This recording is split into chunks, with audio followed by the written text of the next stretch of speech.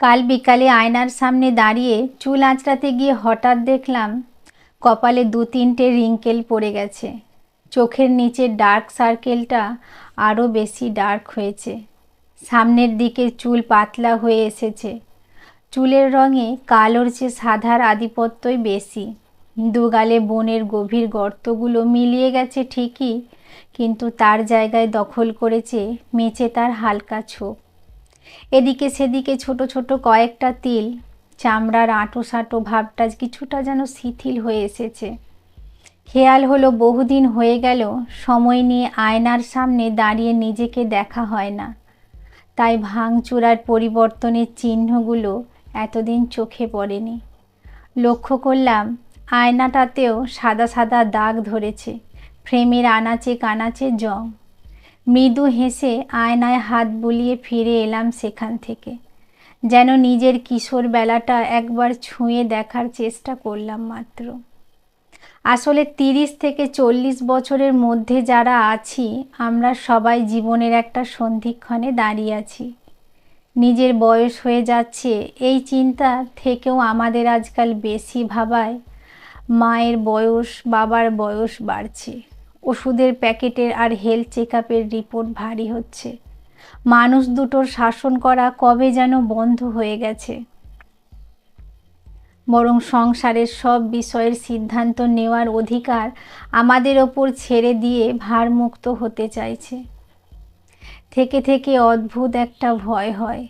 শুধু মনে হয় কর্মচঞ্চল মানুষ দুটো ধীর স্থির গতির হয়ে গেলেও কখনো যেন অথর্ব না হয়ে যায়। আমরা চিরকাল যেন তাদের হাতের তালুর যত্নে থাকতে পারি, তাদের যেন আমাদের হাত তোলার মধ্যে থাকতে না হয়। যারা 30 থেকে 40-এর মধ্যে আছি, কেউ কেউ কেরিয়ারে সেটেলড, কেউ বা এখনও পায়ের তলার জমিটা পোক্ত করতে লড়াই চালিয়ে যাচ্ছে, কেউ পার্সোনাল লাইফ নিয়ে ব্যস্ত, অধিকাংশ বন্ধু বান্ধব যোগাযোগবিহীন। সংসার সংগ্রামের জাঁতাকলে পিষতে পিষতে কখনো মনে হয় জীবনের কতখানি সময় পার করে ফেললাম, আবার কখনো মনে হয় কিছুই তো করা হলো না এতটুকু জীবনে। আরও কত কিছু দেখা বাকি ছিল, কত চাওয়া পাওয়া ছিল, কত কিছু দেওয়ার ছিল। কখনো মনে হয় জীবনের দিনগুলো বড্ড একঘেয়ে, কাটতেই চায় না।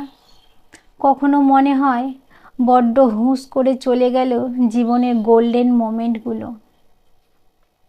বুড়ো হতে না চাইলেও হু হু করে বার্ধক্যের ছায়াগুলো যেন এই বয়সে এসে আমাদের জাপটে ধরে। বয়স্ক অভিভাবকদের ছত্রছায়ায় থেকে আমরাও একসময় নতুন অভিভাবক হয়ে উঠতে শুরু করি। না পাওয়ার বেদনাগুলো লুকিয়ে রেখে অন্যদের চাওয়া পাওয়াকে প্রাধান্য দিই। নিজেকে নিয়ে ভাবার অবকাশ না রেখে অন্যদের দায়িত্ব পালনে ব্যস্ত হয়ে উঠি। এক্সপেকটেশন কম রাখতে শিখে যায়। অভিমানের দীর্ঘশ্বাস লুকিয়ে ভালো আছি বলতে বুকের ভেতরে আগের মতো আর চিনচিনে ব্যথা হয় না। আমরা ধৈর্য ধরতে অভ্যস্ত হয়ে যাই, সহ্য করতে শিখি। মনের উত্থাল পাথাল অবস্থায় শান্ত থাকতে পারি, অভিযোগ করতে ভুলে যাই। কিশোরবেলার সেই সদা চঞ্চল আমিটা এই বয়সে এসে যেন গতিহীন নদীর মতো বয়ে যেতে শিখে যায়, শান্ত, ধীর, স্থির, নির্বিবাদী। 30 থেকে 40-এর মধ্যে এসে আমরা জীবনের অনেক রং চিনতে শিখে যাই, মানুষ চিনতে শিখে যাই, মুখ আর মুখোশের পার্থক্য বুঝি। ঠকতে ঠকতে আমাদের বয়সের পিঠ কবে যেন জীবনের গোধূলি বেলায় এসে ঠেকে যায়। আমরা বড় থেকে বুড়ো হতে শুরু করি। কলমে পার্বতী মোদক, কণ্ঠে মামনি।